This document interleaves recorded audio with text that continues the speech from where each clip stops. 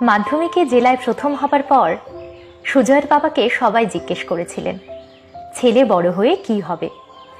কয়েকজন পরামর্শও দিয়েছিলেন ডাক্তার, ইঞ্জিনিয়ার, WBCS কিংবা IAS এর মতো কিছু আকাশ ছোঁয়া স্বপ্নের। কিন্তু সুজয়ের বাবা বলেছিলেন সারা জীবন চাষ করে জীবন কাটালাম। একচালার ঘরে টালির ফাঁক দিয়ে আজও আকাশ দেখা যায়। বর্ষার দিনে আমাদের ঘরের ভেতরে বন্যা হয়। ছোট মেয়েকে কোলে নিয়ে বসে থাকে ওর মা। মাটির দেওয়ালে ফাটল ধরেছে। হাজার শুকনো দুশ্চিন্তায় দিন কাটে। অভাব আমাদের নিত্য সঙ্গী। পেট ভরে দুমুঠো খাবার দিতে পারি না, প্রয়োজন মতো বই খাতা কিনে দিতে পারি না। ওসব স্বপ্ন আমাদের সইবে না। তবে সুজয়ের বাবা এও বলেছিলেন সারাদিন রোদে জলে খাটুনির পর প্রতিবার যখন বাড়ি ফিরে শুনি ছেলেটার এমন রেজাল্টের কথা, সবাই সুনাম করে, বড় বড় স্বপ্ন দেখতে শেখায়, তখন বড় স্বাদ জাগে মনে।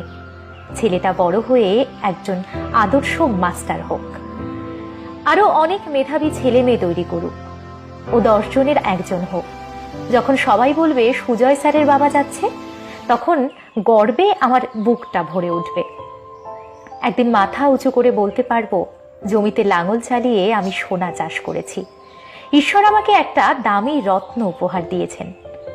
হাজার হাজার মধ্যবিত্ত পরিবারের ছেলে মেয়েরা ওকে দেখে সাহস পাবে। সবাই জানবে গরিব হলেই স্বপ্নগুলো থেমে থাকে না, ইচ্ছে শক্তি আর পরিশ্রম থাকলে জেতা যায় একদিন। বাবার দু চোখের ইচ্ছে আর মায়ের মুখের মৃদু হাসির ভাঁজে সুজয়ের নিজের ইচ্ছেটাকেই সেদিন যেন দেখতে পেয়েছিল। এরপর হাজার প্রতিকূলতা অতিক্রম করে সুজয়ের বিশ্ববিদ্যালয়ের পড়াশোনা শেষ হলো। তবে এখন বদলে গেছে অনেক নিয়ম। শিক্ষকতা করতে গেলে এখন BEd এর ট্রেনিং করতে হয়। 2 বছরে খরচ হয় প্রায় 2 লক্ষ টাকা। বাবা পিঠে হাত রেখে বললেন তুই পড়াশোনা চালিয়ে যা, বাকিটা আমি দেখে নেব। প্রয়োজনে দুবেলা রেশনের চালের ভাত খাবো, এই ভাঙা ঘরেই থাকবো, আরো কয়েকটা বছর না হয় এমন কষ্টেই কাটবে। তুই চাকরি পেলে তারপর আনন্দ করব, বাড়ি হবে, ধুমধাম করে তোর বোনের বিয়েটাও দেব। কিন্তু সব গল্প তো রূপকথার হয় না। আরো 2 বছর কাটলেও BEd এর পেছনে। কলেজে ফার্স্ট ক্লাস পাওয়া ছেলেটার বয়স 30 পেরোলো, কোনো চাকরি নেই। টিউশন করে কোনো রকমের নিজের খরচটা তো মিটে যায়, তবে বাবাকে বিশেষ কিছু সাহায্য করতে পারে না সুজয়। ঘরে বিবাহযোগ্য বোন। কলেজ বেলায় প্রথম প্রেমিকাও ঠিকানা বদলে নিল।